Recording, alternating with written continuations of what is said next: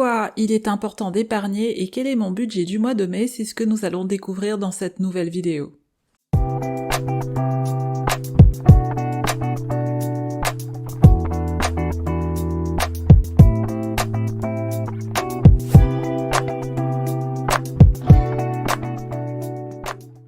Hello, bonjour à tous et bienvenue dans le journal financier du Newbie, la chaîne où je partage mon parcours vers l'atteinte de mes objectifs financiers.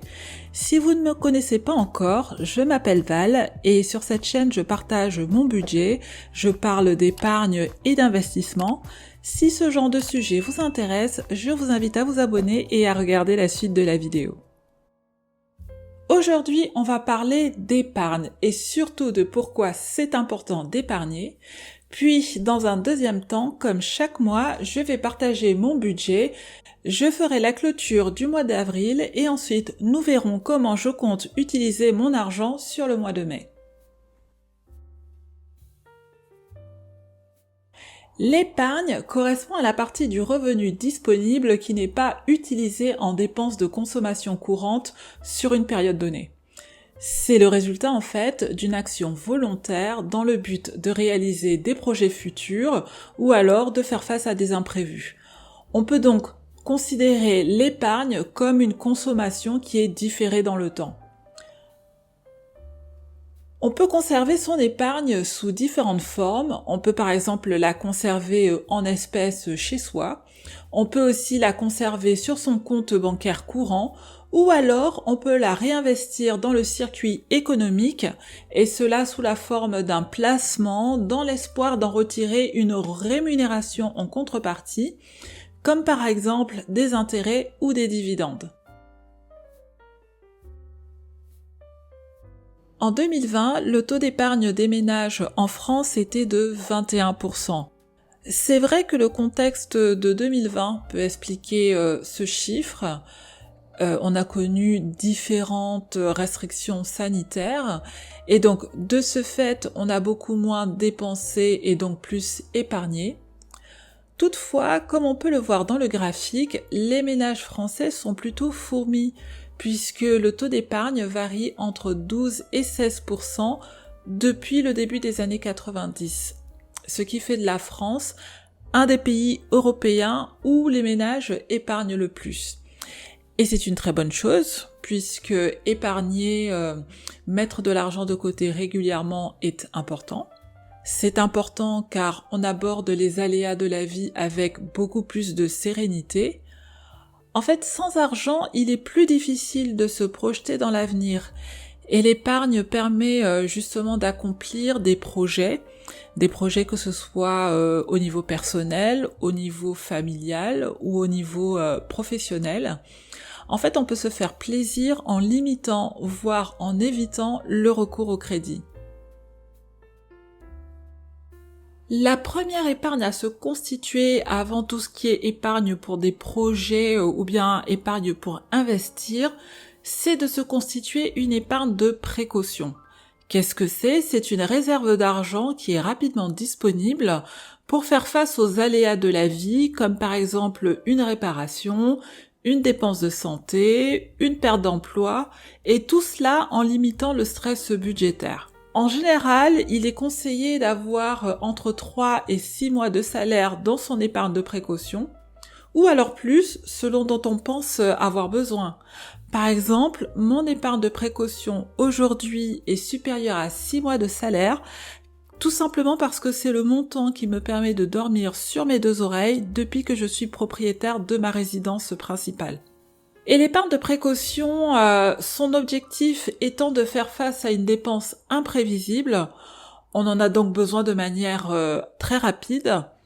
C'est la raison pour laquelle il est important de la placer sur des supports financiers sûrs et rapidement disponibles, comme par exemple un livret bancaire.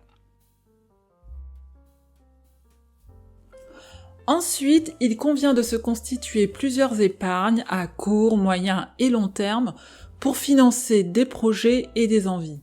On peut épargner en prévision d'achats importants, comme par exemple un voyage ou encore acheter une voiture, l'achat d'un bien immobilier.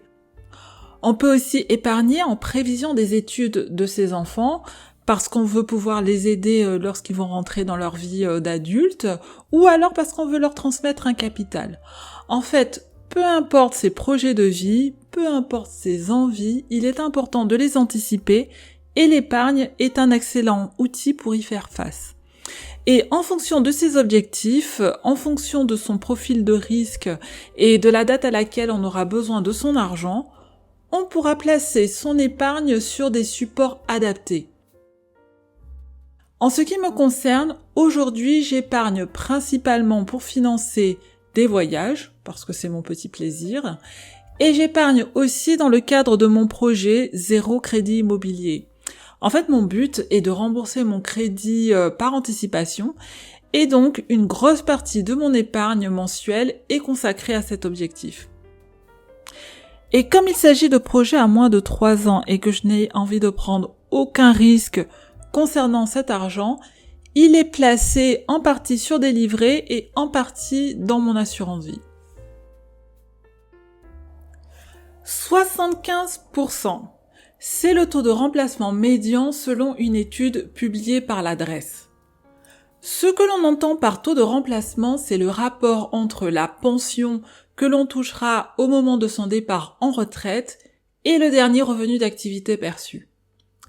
Et donc, un taux de remplacement médian de 75% signifie que pour la moitié des retraités, la pension perçue correspond à moins de 75% du salaire versé avant son départ à la retraite.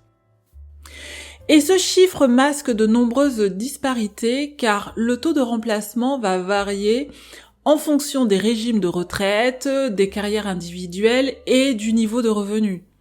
Notamment, plus son revenu est élevé, plus le taux de remplacement sera bas. Et avec l'avenir du système des retraites qui est plutôt sombre, en fonction de sa situation personnelle et de ses souhaits de niveau de vie à ce moment-là, il sera vraiment nécessaire de compléter sa future pension. Et c'est d'ailleurs un de mes principaux objectifs d'épargne. Selon les conditions actuelles, je suis à un petit peu plus de 20 ans de la retraite à taux plein. Et donc, je place mon épargne sur des supports plus risqués comme des actions et des obligations via 4 supports. J'ai un PEA, j'ai un PER collectif, un PER obligatoire et une assurance vie. En conclusion, épargner est un acte important pour une gestion financière saine. Avoir de l'argent de côté, cela procure sécurité financière, stabilité et liberté. On est mieux armé pour faire face aux urgences et pour préparer ses projets de vie et investir. Et donc, après cette première partie consacrée à l'épargne, passons maintenant au bilan de mon budget d'avril.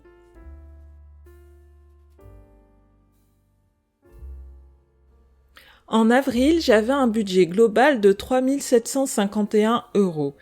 Et dans le tableau qui s'affiche, on peut voir les catégories où j'ai respecté mon budget et celles où j'ai dépensé plus que prévu. Dans tous les cas, je clôture le mois de manière positive avec une économie de 89 € sur mon budget courant. Et j'ai décidé de reporter cette somme sur mon budget de dépenses variables du mois de mai. Et en plus, j'avais un budget de 587 € pour mes vacances d'avril. Et finalement, j'ai économisé 266 € sur ce budget. Comment est-ce que c'est arrivé ? En fait, j'avais totalement oublié que j'avais des chèques vacances dont l'échéance était à décembre 2022.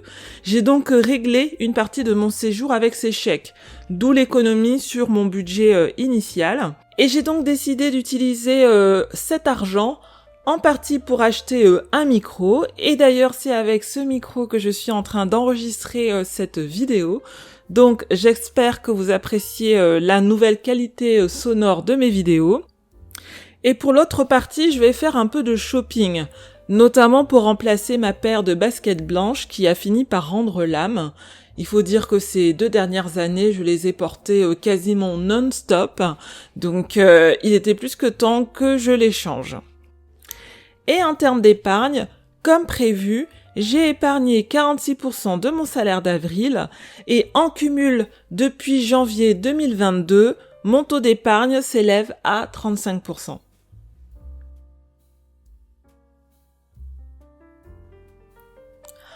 En mai, le total de mes ressources est de 3 700 €, ce qui correspond à 3 294 € de salaire mensuel, 51 € de report du mois précédent au titre de mes provisions pour le paiement de mes charges de copropriété, 89 € de report au titre des économies que j'ai réalisées sur mes dépenses variables et 266 € au titre du solde de mon budget vacances.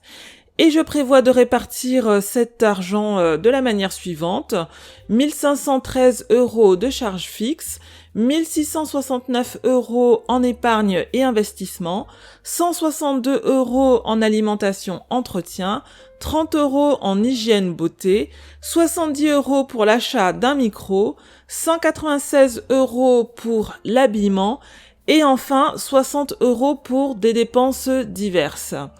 Et le graphique permet de voir comment se répartit mon budget sur le mois de mai. Donc on voit que 41% du budget est consacré aux charges fixes, 45% à l'épargne investissement, 5% aux dépenses variables essentielles et 9% aux dépenses plaisir. Et en termes de taux d'épargne, en mai, il devrait s'établir à 50%. Et en cumul depuis le début de l'année, j'aurai épargné 38% de mon salaire fixe si je respecte bien mon budget. Et voilà donc ce qu'il en est de cette vidéo qui avait pour thème principal l'épargne et où j'ai également présenté mon budget. Si vous avez des questions, des remarques, n'hésitez pas à les partager en commentaire, je me ferai une joie d'y répondre. Si cette vidéo vous a plu, n'hésitez pas à la liker et à la partager. Si vous souhaitez être informé chaque fois que je poste une nouvelle vidéo, n'hésitez pas à vous abonner et à activer les notifications. Je vous remercie beaucoup de m'avoir écouté et je vous dis à très bientôt dans une prochaine vidéo.